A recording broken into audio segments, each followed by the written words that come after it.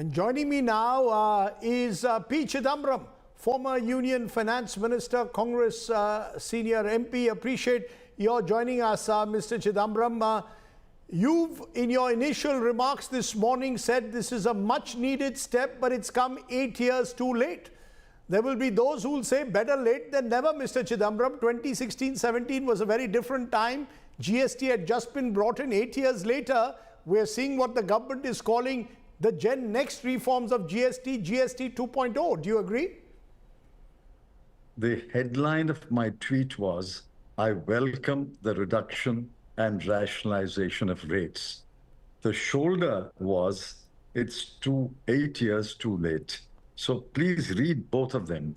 I did not say only that it is 8 years too late. I welcome the reduction. I welcome the rationalization.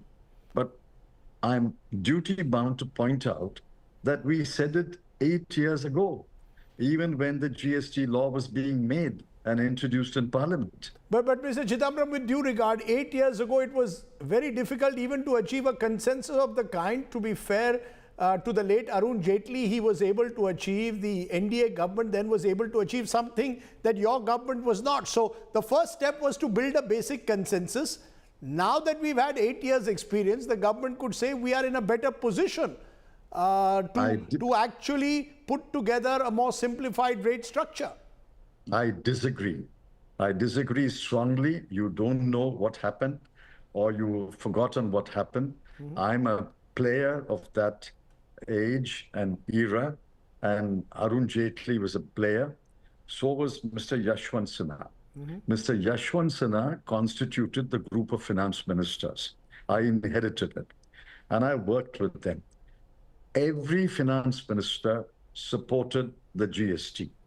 We were able to persuade them in 3 or 4 meetings. Only 2 opposed it. One was Gujarat and one was Madhya Pradesh. What the Gujarat representative and what the Madhya Pradesh finance minister told me will be recorded in history sometime rather. But they opposed it. They say we have no instructions to agree to a GST. And we wanted to pass the law. We wanted to pass the law. I approached both Mr. Jaitley and Ms. Swaraj, the 2 leaders of opposition. Mrs. Swaraj put it very clearly, we have no appetite to support any law on reform. That's where we left it. This government was able to bring, obviously, this government was able to bring Gujarat and Madhya Pradesh on board, and all other finance ministers remained on board, and they were able to introduce the law. But remember, Mr.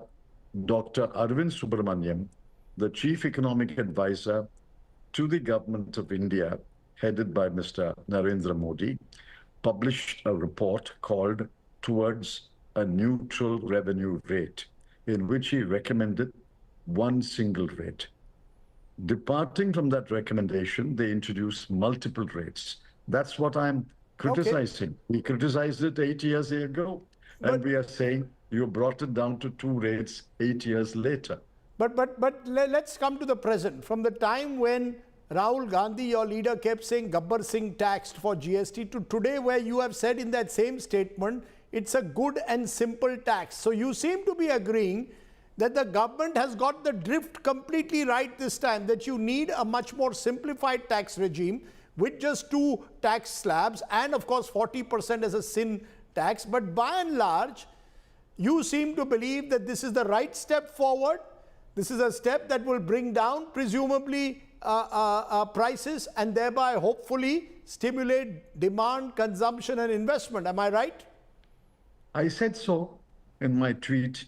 You are repeating to me what I said. No, so you're agreeing with so you and Nirmala Sitharaman for once are on the same page. Ms. Nirmala Sitharaman has agreed with the Congress that it should be a good and simple tax. We have been saying this for 8 years.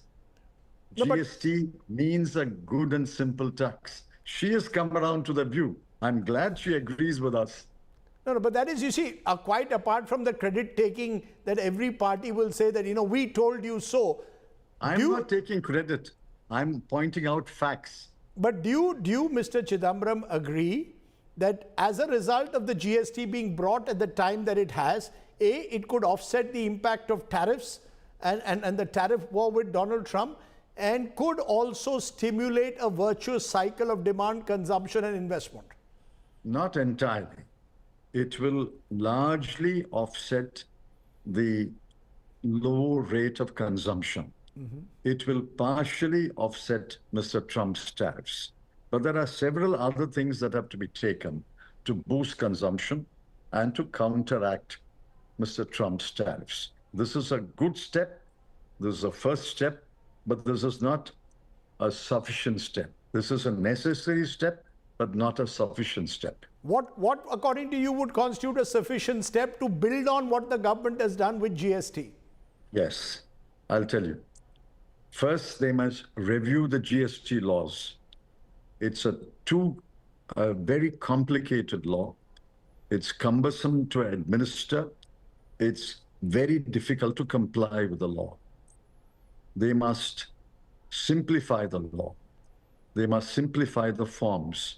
They must make it easy enough for a single shopkeeper or a trader to fill the form on his own. Today, nobody can fill the form without professional assistance. And professionals are mushroomed even in small towns. Every shopkeeper, every trader has to employ a professional, even if his turnover is about 10 lakhs or 20 lakhs. That is one. Secondly, the manner in which the GST law is administered is horrendous. Ask traders. I've appeared in several cases involving GST disputes. I mean, the manner in which the administration of GST is equal to the ED administering PMLA. You must make it a trader, seller friendly law. You can't threaten people with imprisonment. You can't allow your officers to go berserk and arrest people. This is a civil law. It's a tax law. If there is a tax violation, inadvertently or wittingly, you must punish him by a civil penalty. Why do you throw him in jail? Therefore, there are many, many other things. Why don't you talk to a couple of GST specialist lawyers who will tell you the kind of complications that traders face? Mr. Chidambaram, I've actually spoken to friends who are business persons in Mumbai. What do they tell you? They've spoken about the Inspector Raj that has come into the GST. Nobody's denying that. I just want to ask you, therefore, so your concern is reduce the costs of compliance, ensure that the Inspector Raj ends, ensure that the discretionary powers that the inspectors have are reduced. But net, therefore, you're saying that this is a first step, an important step, but you're saying this cannot be the culmination of ensuring that we are truly a one nation, one tax structure. You want to see now compliance at the next level, the costs being reduced, and also the profiteering that goes on in the name of GST to also be reduced. Am I correct? Yes, yes, yes, to every suggestion you've made. Well, it's not often that Mr. Chidambaram agrees with suggestions that I make, so that's also a positive. This seems to be a new day, Mr. Chidambaram. You've agreed to a large extent with what Ms. Sitharaman has done. You're also agreeing to some of the suggestions I've thrown on the show, but net, do you believe that this will, I come back to it one last time, trigger a virtuous cycle that the economy, which has already grown substantially in the last quarter, the numbers were 7.8%. Do you believe that this will trigger that domestic demand as well as investment and business confidence?